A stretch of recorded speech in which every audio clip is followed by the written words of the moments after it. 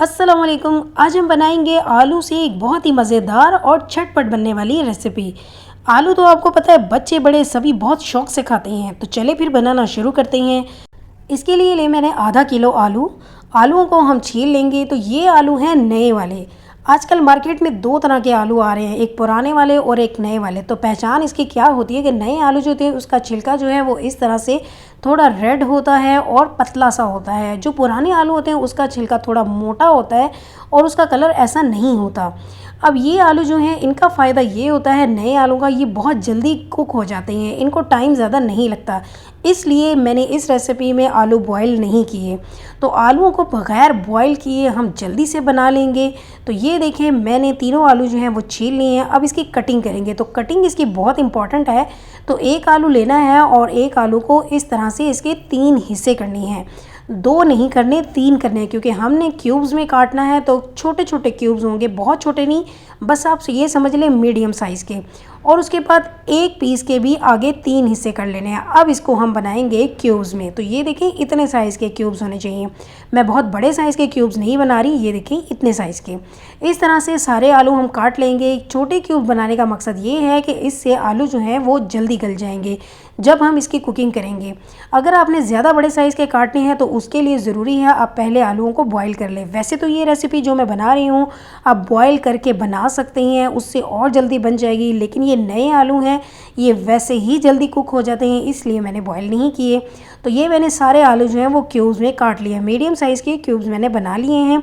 अब इसके बाद मैं इन्हें पानी में डाल दूँगी, क्योंकि आपको पता ही है कि आलू जो हैं वो काले हो जाते हैं, इसलिए पानी में डाल के रख दें। इसके बाद फिर हम इसकी कुकिंग स्टार्ट करेंगे। तो आलूओं की ये रेसिपी इतनी मज़ेदार बनती है कि बच्चे इतने शौक़ से खाएंगे। जब कभी कुछ समझ नहीं आ रहा होता हम क्या बनाएं क्या नहीं, तो ये झटपट सी क्विक रेसिपी आप बना सकते हैं।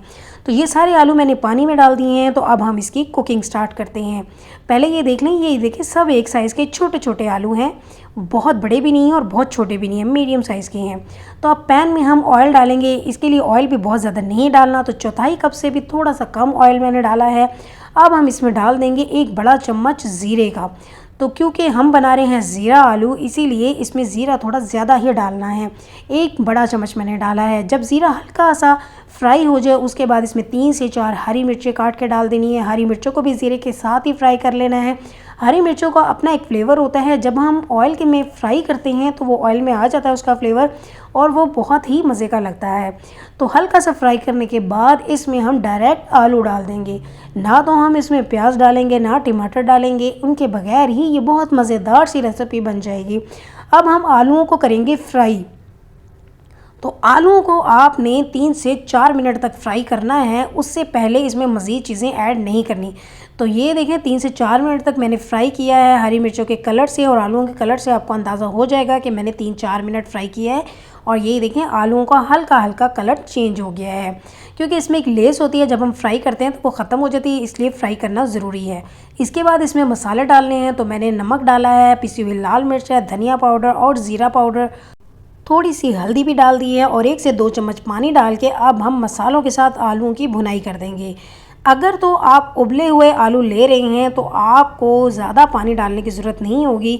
बस ये भुनाई के टाइम पे 1 से 2 चम्मच पानी डालेंगे, उसी में ही ये जल्दी से आलू बन जाते हैं।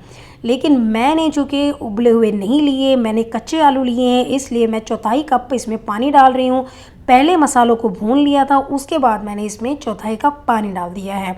बस इतने से पानी में ही आलू जो हैं वो अच्छे से गल जाएंगे। बस फ्लेम आपने लो रखना है। अब मैंने इसे मिक्स किया, इसके बाद मैं कवर कर दूंगी और 15 मिनट के लिए लो फ्लेम पे रख दूंगी।